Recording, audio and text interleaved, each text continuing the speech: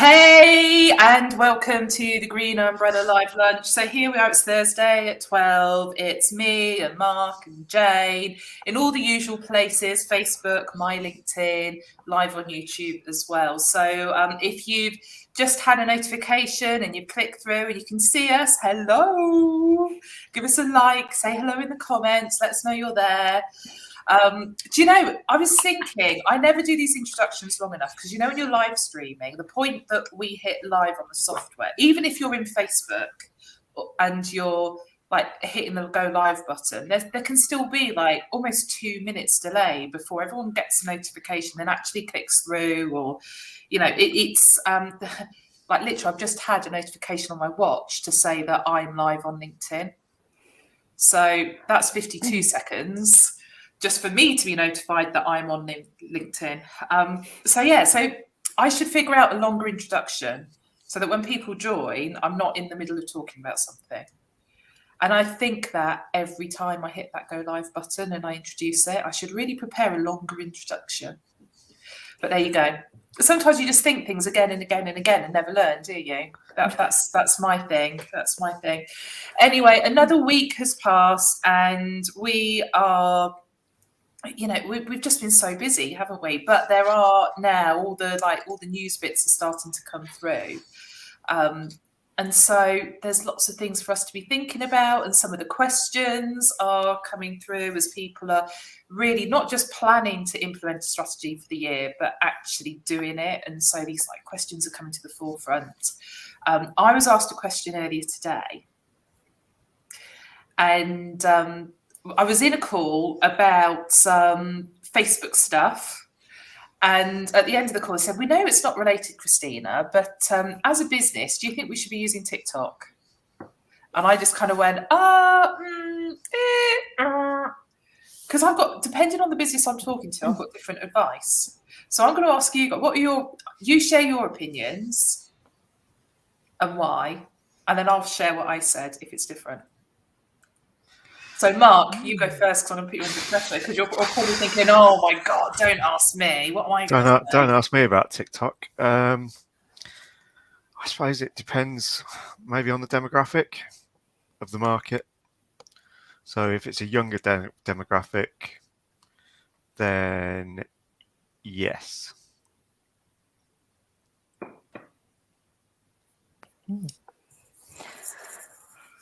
Go on, Jane. Your turn. Okay, I'm thinking, because I know who you've just been talking to. That's cheating. I was initially thinking no, because their demographic maybe isn't TikTok, but at the same time, the product they have could actually lend itself to doing something on TikTok. So yeah, I'm torn there. Sorry. So here's the thing: demographic on TikTok right now, as with all social media platforms, when they are in their first sort of, I want to say like 3-4 years, really, it's a younger audience, 100%. But what we know is that social media platform is created, the youngsters get on it. Traditionally, the parents would have followed, going, what are my kids up to? And the marketers would have followed after that. But we're smart cookies, us marketers. So now new platform arrives, kids get on it, but so do the marketers, because the marketers are going, this is going to sink or swim. If it swims, we want to be ahead of the curve. You know, we want like first mover advantage, whatever that corny phrase is. Okay, so that's kind of how it works now. New social media platform, kids and marketers are on it, and those older sort of parental style demographics follow from there. But here's the thing: if you're selling something, we need to think about who are our users of tomorrow as well as the users of today. And with TikTok, so TikTok now has more daily active users than YouTube does. So if you're thinking, I need to create some tutorial videos for my business, then actually creating them on TikTok is not a bad idea at all, even if you don't think your audience is there yet. And this is how mad TikTok is right now. I've talked about my dad on this before, okay? And how he's, you know, bless him, you know, he sits there reading his Farmers Weekly and, you know, watching BBC News and the rest of it. He's not the most tech savvy person in the world. Okay, if he were to work out how to find this and watch it, and he saw that, I don't think he'd be offended in me saying it. But I was sent a video in a WhatsApp message from my dad 2 weeks ago, and it was a bloody TikTok video. So do not be fooled into thinking that only kids are on social media platform X. Okay, because like it gets around there's this thing called dark social. You see a video or a meme or whatever it might be, and you hit the share button on your phone, and you actually share it through an SMS, a WhatsApp, a Facebook Messenger, whatever it might be. Well, you're sharing it on private channels, but it's still social media content that's being shared. And so we can't measure that, unfortunately. It'd be fantastic if we could, but there's so much of that goes on. So if you're thinking about TikTok, think about it as video creation. If you need to create video to boost your brand, boost your business, you should be using TikTok.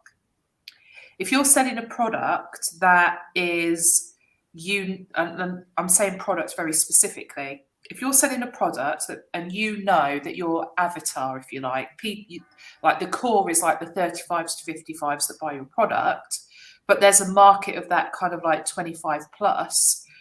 And the client we were speaking to this morning, someone that's just left university, got their first job, saved up a deposit, now buying their first property, they would buy their product. Well, that journey is not that far away. Like the 18, 19-year-olds using TikTok right now, there's actually not that much time before they're in that demographic and potentially buying that product. So why not build loyalty today with the customers of tomorrow? So product-wise, I think people should be getting on it with TikTok and doing those tutorial videos and those educational bits. Service businesses may be a little bit different, depends exactly who your target audience is. But if you're B2B and trying to sell to entrepreneurs, business owners, then again, these people are going to be using this, looking at TikTok.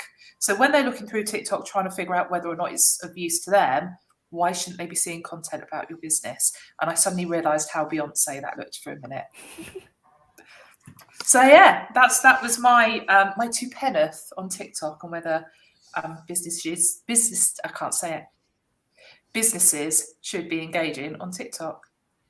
That's one bit. There's another bit all about recruitment and graduate recruitment and early careers and that kind of stuff. But I'll leave that there because I'll get boring otherwise. And this week really for me has been talking about stuff rather than reading stuff and seeing what's new news-wise. So, Mark, I'm coming to you first. I'm going to make it all about you today. You're going to be first for everything. Oh, what have you seen? Anything news-wise? Anything popped up for you? Yeah, I mean, not particularly sort of social media or marketing related as such, but the fact that Activision, which is one of the biggest sort of gaming companies around, gaming publisher, is potentially going to be bought by Microsoft for a massive amount of money. I think it's about 65. I know six. I'm just having a look now. $68.7 billion, which is crazy. And I think some of the articles I've read, it's sort of sent shockwaves through the sort of gaming side of things when you put in comparison that they only paid 26 billion for LinkedIn. So that's how different and how massive this sort of deal is. But they've said it's all, obviously they've got many sides to their business, whether it be sort of Xbox and gaming, and obviously the commercial side of things. But basically this is all potentially part of building blocks for the metaverse as well. So there is obviously a link to, making sure that they're there in that space whenever this whole big thing happens and comes together. So they're obviously looking forward to that kind of thing, really. I mean, the opportunities. Like I've seen a couple of articles actually from different people talking about, sort of business opportunities in like 2022 and beyond, and it is like selling real estate in the metaverse. And you're just like, I can't even get my head around that. I don't even get how that works. Like, I'm not particularly forward thinking on these things, and definitely not a gamer. So I just don't get it. But I mean, that's huge, isn't it? Yeah, I mean, there's obviously repercussions within the gaming side of things. The fact that they'll own probably the biggest franchise around, which is Call of Duty, and they already bought another gaming company. I hadn't seen about it, but I think it's for about 7 or 8 billion earlier in 2021, and that they've now got the wherewithal to actually just have those games on their own platform. So obviously at the minute there are a lot of competition between Xbox and PlayStation in particular. PlayStation is apparently winning. So, this is a massive deal, but it's all, I would imagine, there's a prospect of competition things coming in from it as well if they restrict content to their own platforms and things like that. So, and obviously, I suppose the other thing that crosses over a lot of PC stuff as well. So you've got to take PC gamers into sort of consideration there as well. So could Alien? Aren't they all old people? I don't Is think so. that an old thing? Old person's thing? My kids play games on their PC. Yeah, no, I think I think I'd be classed as a casual gamer just by being on a console. I think the lot of the pros actually, they would be playing on PCs and things. That's way out of my league. Oh yeah, I'm like I've no idea. It's like it's just like some people like social media. Like I don't know where to start. I haven't got a clue. But yeah, gaming's a bit like that for me. I'm like, you plug it in. There's a controller that I can never use. I'm that person on like Mario Kart where I'm like, I just like the characters just hitting the wall. But yeah, but no, it is really interesting because the whole idea, like the metaverse, there's so many things right now. So there's the metaverse stuff. There's the I don't want to use the word decentralization because there's someone that I follow that uses that word to describe it, and I feel like it's their word, not mine. But this idea of, rather than us having communities on Facebook or on LinkedIn in groups, actually we're all like people are going off and creating their own platform so that they have ownership of it. Well, like with the metaverse, it's like people are going to have these little worlds that someone owns.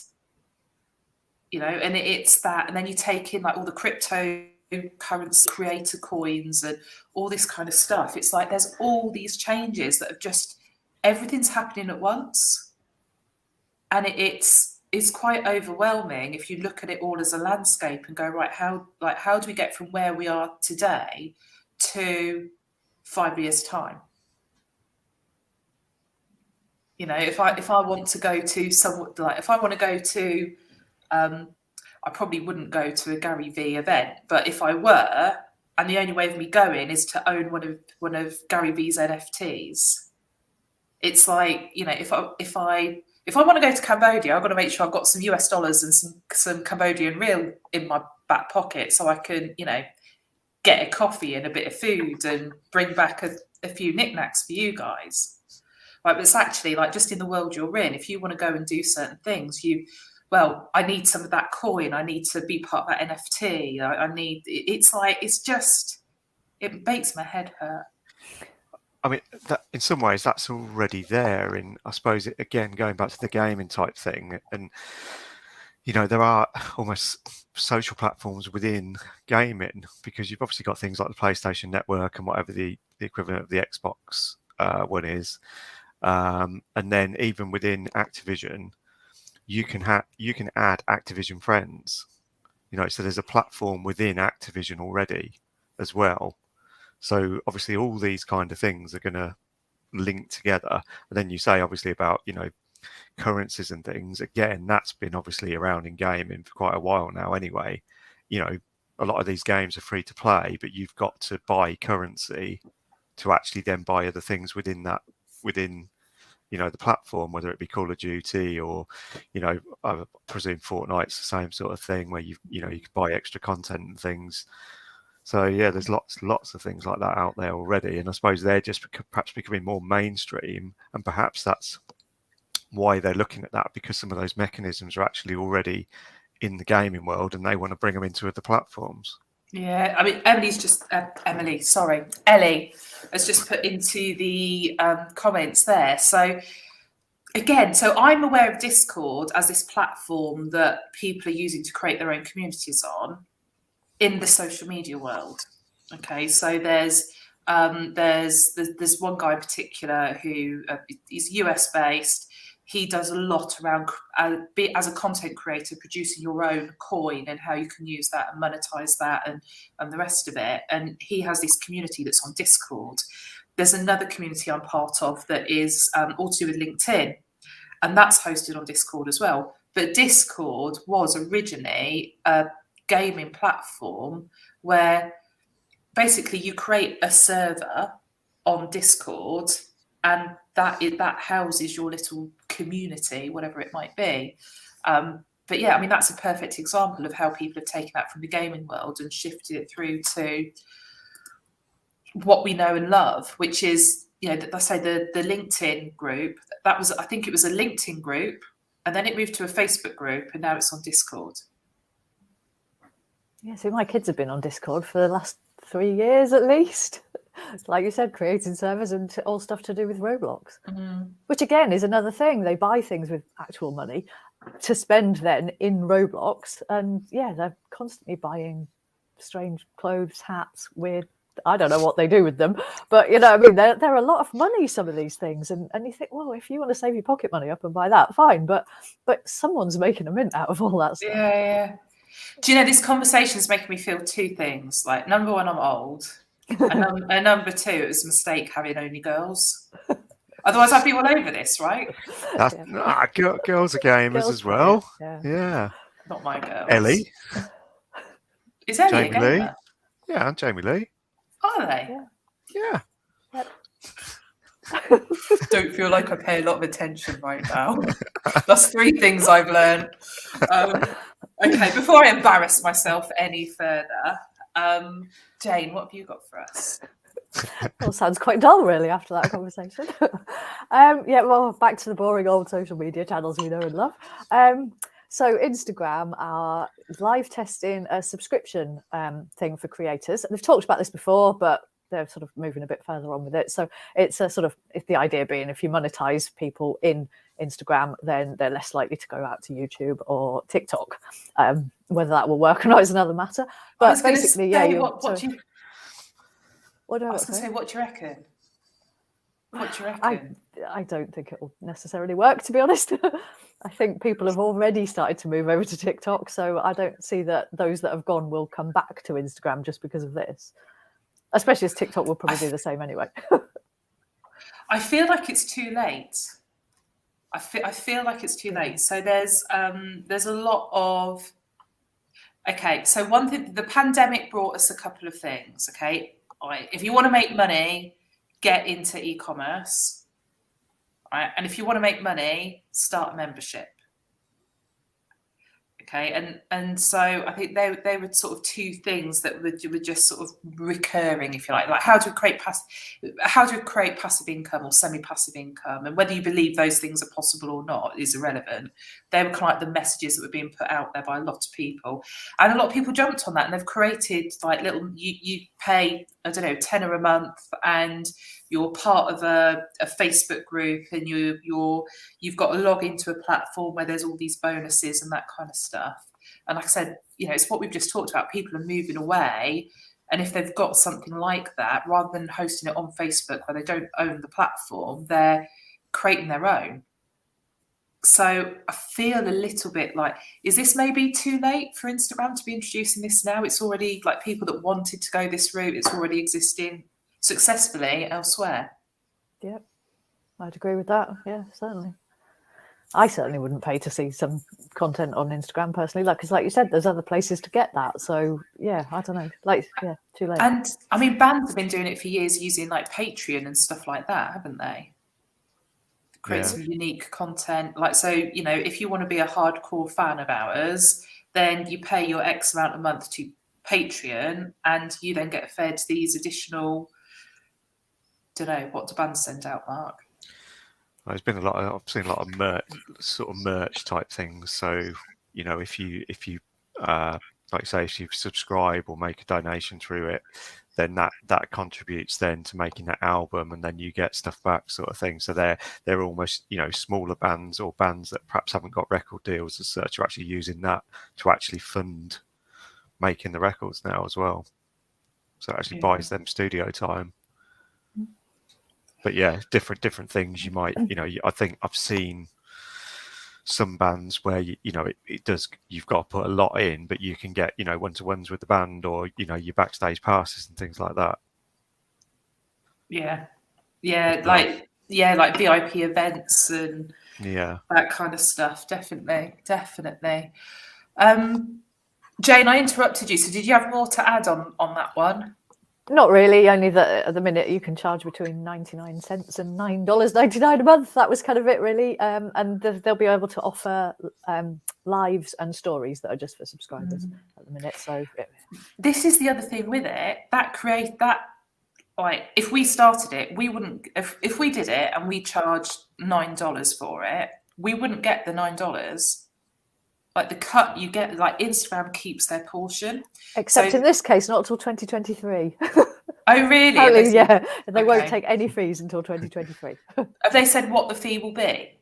No, or not in the article I read anyway. So. No. So I know a couple of people that have got supporter programs in Facebook. So, you know, these Facebook groups where you join a group, but there's almost like a subgroup within Facebook, but you have to pay to be part of that, and it could be like a $5 a month, or, you know, similar kind of price.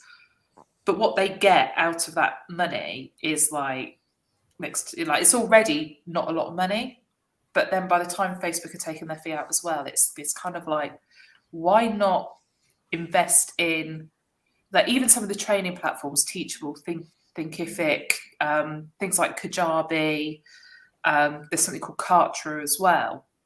You can invest in that instead, and actually it becomes far more lucrative.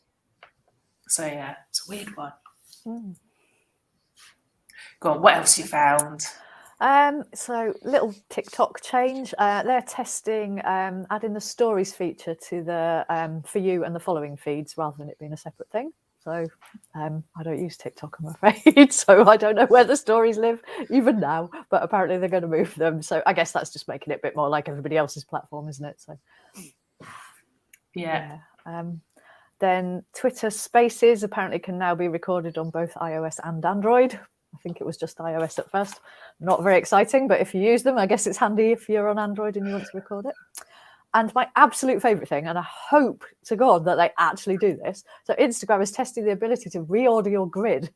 Yes! They need to do that. That's like the best news I've had for a year. Do you know, I saw this about 2-3 weeks ago. I first saw this, and I just thought, thank God. Because do you know how often I make a mistake on my grid? It's worse when you don't notice it till 6 posts later, though, and then you really can't go back and change anything. And because the way my Instagram grid works, I have my podcast images so that they're like in a line of 3. And so in between things, they're not where they should be. And it's like, but actually, like, hiding and adding things and being able to reorder stuff, it's like, it's always going to work now. Yeah. And that makes me very happy. Me too. But yeah, apparently some people have got it already because it's a live test. I've checked all my accounts and I don't have it yet. So. But yeah, fingers crossed they'll roll that one out soon. That's all I've got this week as well, though, I'm afraid. There's still a lot of articles about, you know, best things to do in 2022 and less about what the platform is. There is masses around, you know, how to make your LinkedIn content work, or, you know, what are the, like, people still talking about trends. Like, this is the thing, this time of year, it's like October, November, people start to talk about trends. October, November, it tends to be people like us have been surveyed. What are we anticipating being the trends? And then all these survey results start to come out. And that's when we really learn, like, what is it people are expecting, and make our opinions from there. So then, like, November onwards, people like us are making our predictions. But then it kind of carries over. So like January, February, I'm not suggesting I'm ahead of the curve or like I'm the font of all wisdom. Far from it. I probably get it wrong more often than I get it right, which I probably shouldn't say on a live stream. But hey, that's me. But yeah, we kind of end up like January and into February. Sometimes people are still talking about, like, having read all these predictions and everything else and seeing research, blah, blah, blah. It's like, okay, so these are the trends, and these are how you implement those trends. But it's it kind of, all the new stuff that's happening now is actually really hard to find, isn't it? Yeah, definitely. But yeah, bless her. Ellie's just put in the comments, she's never seen such excitement about a new Instagram feature. It's very exciting, Ellie. It really is. Especially if you're control freaks like me and Jane. And Mark's just like, probably just a little bit relieved, because now I can be less of a pain in the backside when he's trying to get client work done, because I've buggered up my Instagram feed again. Mark, I've had this great idea for Instagram. And he's like, it's never going to work, because once you posted it, it's done. And I'm like, all of that will be sorted. It's good. It's good. So yeah, talking about all this sort of advice and guidance and everything else that's out there, I've got a question for you guys. So again, I've had a few calls this week and last week, and very much people really want to increase their engagement on social media. And as like all the algorithms like squeeze and squeeze and squeeze us, we need to work harder to get that engagement, to get those likes and comments and shares.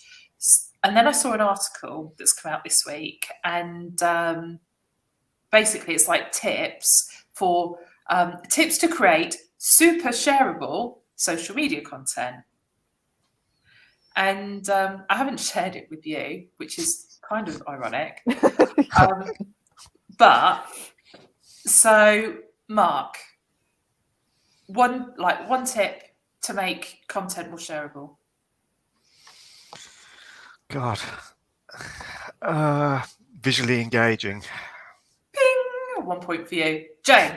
Oh crumbs.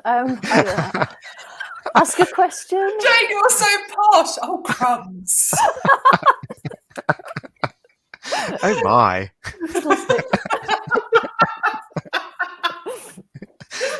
French sticks, I thought it was. No, that's a baguette. Such a French stick. Sorry. Anyway, asking some sort of question. Yeah, I'll give you that one. So Q&A, that was on here. Mark, you go again. Oh no.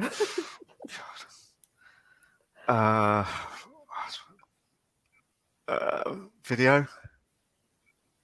Or is it you want more specific than that? More specific. I'm all about the visuals. Okay. So what about visuals? Visually engaging video. A visually engaging question then. Yeah. Oh, short. Right, Jane. I don't know. Say short what? I don't know. I don't know. Because I look at different things. I suppose it depends what it is. Because sometimes there's a short video that you think, oh, that's just like entertaining or something. But if there's something informative, okay, why would it be entertaining?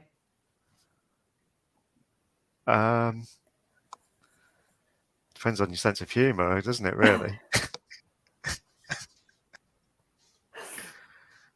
What I thought you might say is, because it's original, it's authentic, it's that it's the real self or the real story. That's where I thought you would go with that one.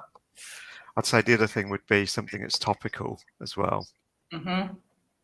Yeah. So that could be anything, obviously, but seeing quite a few obviously memes flying around about different things at the minute. Yeah. So topical to your niche. And I think that's the thing. Like you can talk about something just because it's topical, but actually, if you're talking about it because not only is it topical, but it's also hyper relevant, then that's what shareable content is. Definitely. Jane, go on. Give me one more, Jane. I'm racking my brains, and there's probably hundreds of things, and then you put me on the spot, so I don't know anymore. Oh, crumbs. Go on, Jane. I've said crumbs again. Genuinely, you cannot think of anything else.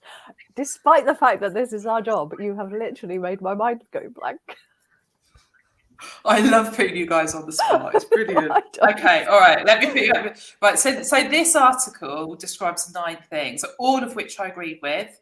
But there were other things that there's other things that I would add as well, probably. Okay, that we've kind of touched on.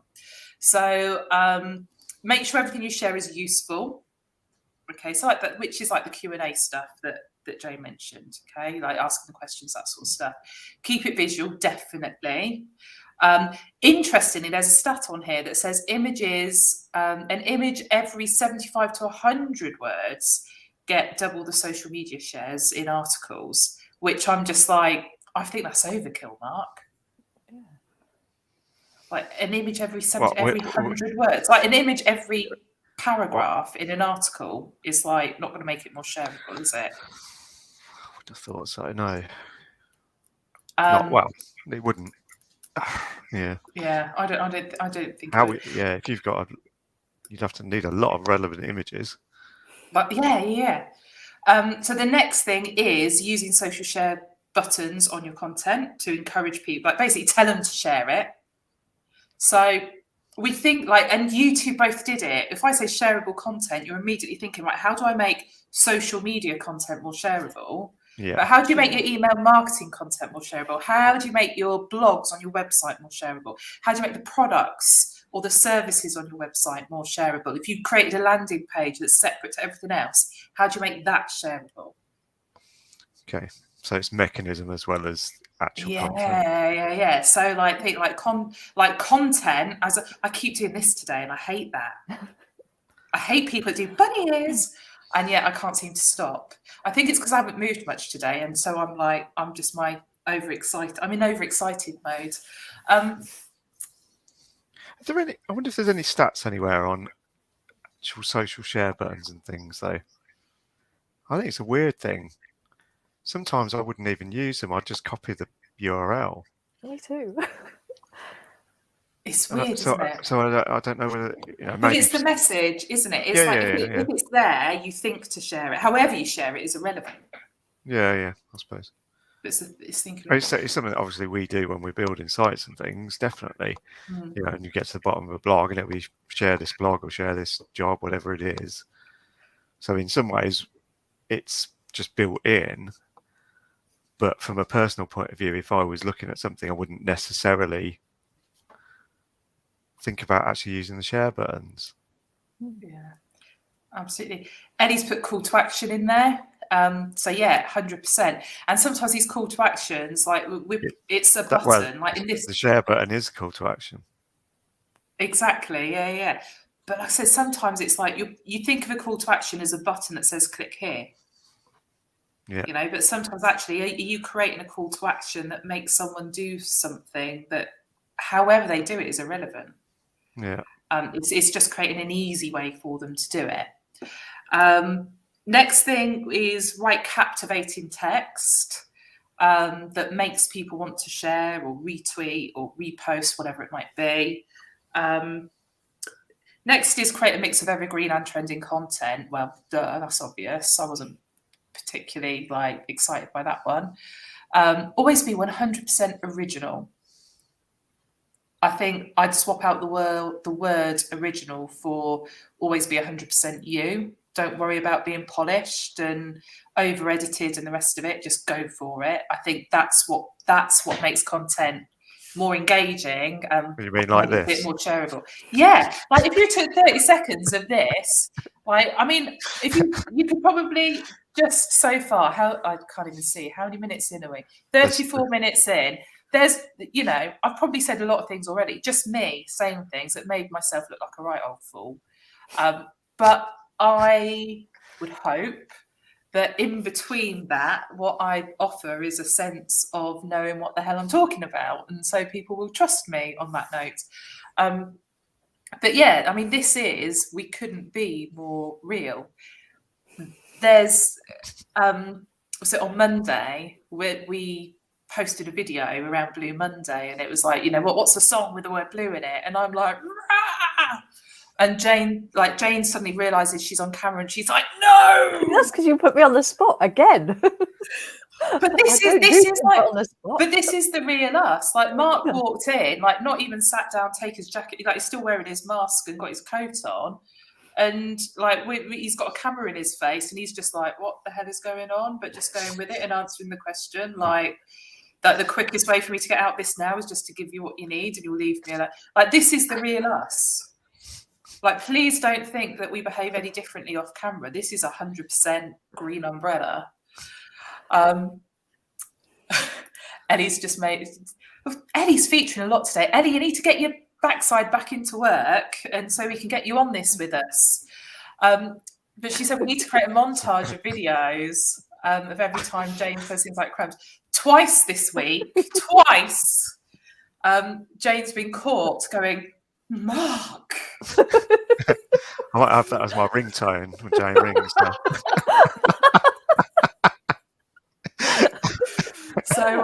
So yeah. Ellie said earlier in the comments, snackable content. Well, the next thing on here is infographics. So we've never been massive on the infographics, have we? I don't know why. They were kind of a bit of a trendy thing and everyone went mad for them, and then they kind of eased off. People weren't into it so much, and I think we've just never really engaged with them much ourselves in terms of what we share. But if you're in a business and there's a lot of data that you could be sharing, again, client I was with this morning, funnily enough, this is one of the things I suggested. By the way, I've seen this article between my meeting this morning and this, and it's, I think one of the reasons it stuck out to me is like, how many things did I tell them that are actually in this? I was asking them about, have you got the data around your production? Do you know how many units of your product you, what word should I use, Jane? Manufacture, produce, deploy, like how many units per day are leaving your facilities and going out into the market? And it's like stuff like that. If you knew what they sold and you know what the figures were, you'd be like, oh my God, that's crazy. Like you wouldn't visualize it. So something like an infographic you could create that wow factor that way and give the information in a really easy, snackable kind of way. The next thing is storytelling. So I was talking to some clients yesterday, back-to-back calls about Facebook ads, and basically said the same thing twice, which is any content you put together, organic or paid, how can you create an emotional response? And sometimes it's telling a story to create that emotional response, and sometimes you have to tell a story in one image to create that emotion, that affinity, whatever it might be. So that's really, really important. And then the final thing on this is staying relevant to your niche, which is, like Marty said about the trendy news. So don't share something just because it's trending, make it relevant. And if you can't make it relevant, don't bother sharing it, because it's noise. So yeah, I thought it was interesting because a lot of the things that I say were in there, but I also thought it'd be interesting to put you two on the spot. You need to stop doing that. Well, live lunch has been good, but obviously this is the last one. But I think that's where our best content comes from. The point of us doing this was that we have conversation. Have you seen this article? Well, what advice would you give? Or, oh, I heard you saying that. Like, what was the question you were asked? And here's what I would add to that answer. They're the conversations we have all the time, or we should be having all the time. That's how we're able to deliver what we deliver for our clients. So, yeah, I've said to people today and yesterday and last week, the best content is when you hold the curtains back and let everyone look in through the windows and see what's really going on. So why not put you under pressure? The only difference is there's a camera in front of you and it's live streamed to the world.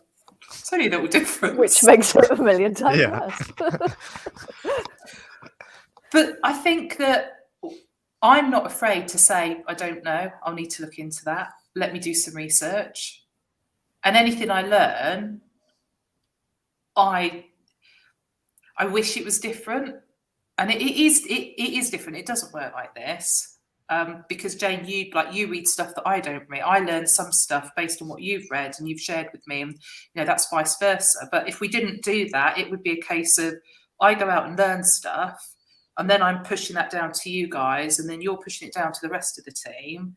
Well, if the information's only coming in one place, if I then get distracted for a month, disappear on holiday, whatever it might be, that information flow stops. There's nothing coming in at the top anymore.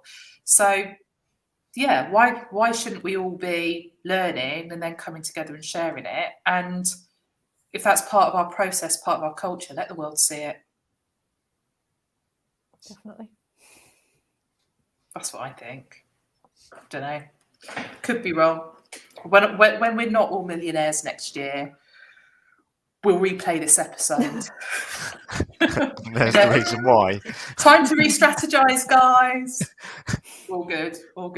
All right. I don't know what time we're at. I feel like I got carried away and I could talk forever more. So should we just wrap it up there? I haven't got anything else. Jane, have you got anything else? No, I haven't, no. No. Mark, I imagine you've got reams of stuff. But yeah, but I'll save it for another day. All right. Okay. Yeah. Wonderful. Don't peak too soon. Yeah. Don't get too excited, Mark, please. So anyone that's joined us today, thank you so much. And we look forward to another exciting instalment of Live Lunch next Thursday at 12 noon. I don't know if Amanda's joining us next week or not, whether it would just be the three of us. Paul's asking in the comments if we've got any guests coming up. Paul, we haven't organised any yet. We've been really busy. I'm sorry. But we keep thinking we're going to get Ellie on, and then she just keeps finding excuses not to do it. She's got tonsillitis at the minute. If you want to believe her. But can I just say, Ellie, I do believe you. That was a joke. Just again. This is why we've now have an HR department. Okay, guys. Thanks for joining us. Authentic as ever. Love you all. See you next Thursday for Live Lunch. Bye for now. Bye.